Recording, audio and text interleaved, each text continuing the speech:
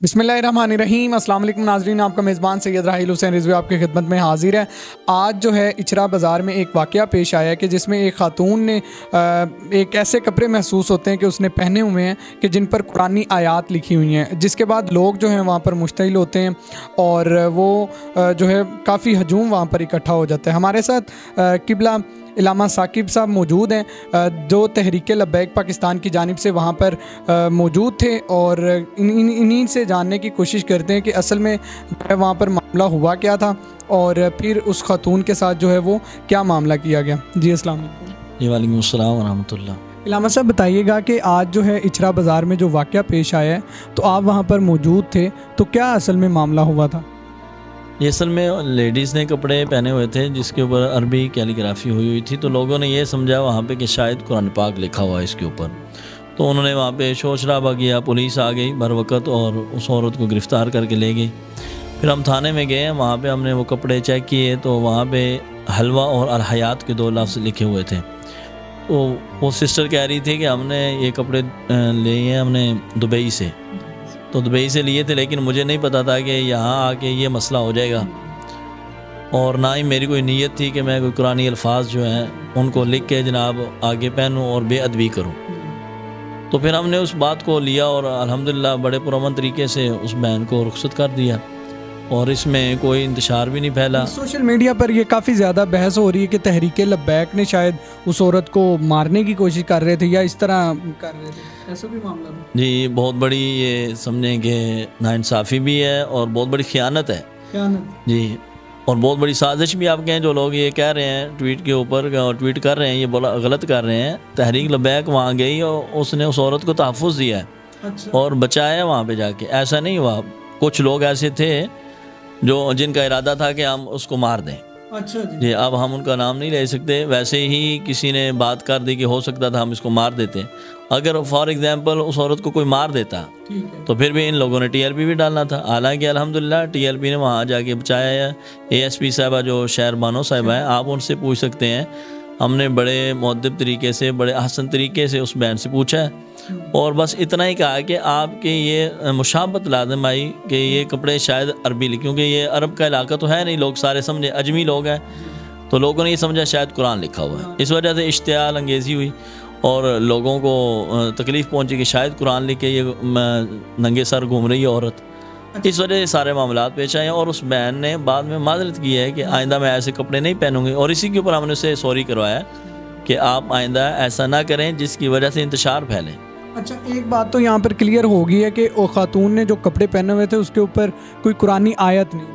जी नहीं, कुरानी आयत नहीं। और दूसरा ये कि तहरीक लब्बैक पे जो इस वक्त जो है वो कहा जा रहा है कि तहरीक लब्बैक वाले लोग जो हैं वो शिद्दत पसंद हैं, उन्होंने हरासा की है, तो मतलब तहरीक लब्बैक ने उस खातून को जो तहफ़्फ़ुज़ दिया है, ये जी अलहम्दुलिल्लाह तहफ़्फ़ुज़ दिया, हरासा तो किया ही नहीं है, बिल्कुल इज़्ज़त दी है। और मैं चूँकि खुद टीएलपी से हूँ तो हम खुद गए हैं कैंट के अंदर, वहाँ थाने में बैठे, उस बहन से हमने पूछा है और वीडियो भी है वहाँ पे। एसपी साहिबा खुद बयान कर रही हैं। पहले हमने सारी इन्वेस्टिगेशन की उस बहन से और उसने कहा जी मुझे तो पता ही नहीं था, वैसे मैंने उर्फ़ तहज्जी समझ के, अलिफ बाता समझ के मैंने ये सूट दुबई से लिया था और मेरे इस अमल की वजह से इतना इंतशार फैला, तो मैं इसके ऊपर हमने कहा कि आप माजरत करेंगे, आइंदा ऐसा नहीं करेंगे जिससे इंतशार फैले।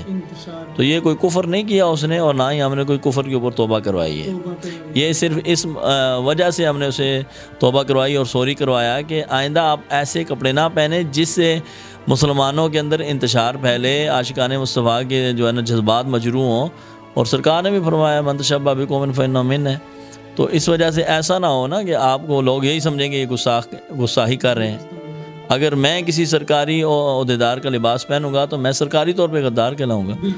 अब उस बहन ने ऐसे कपड़े पहने कि उसकी मुशाबत कुरान के साथ हो रही थी, अगरचे वो कुरान नहीं लिखा हुआ था लेकिन अरबिक लिखी हुई थी। अब यहाँ हर बंदा अरबी कौन समझता है, कोई भी नहीं समझता।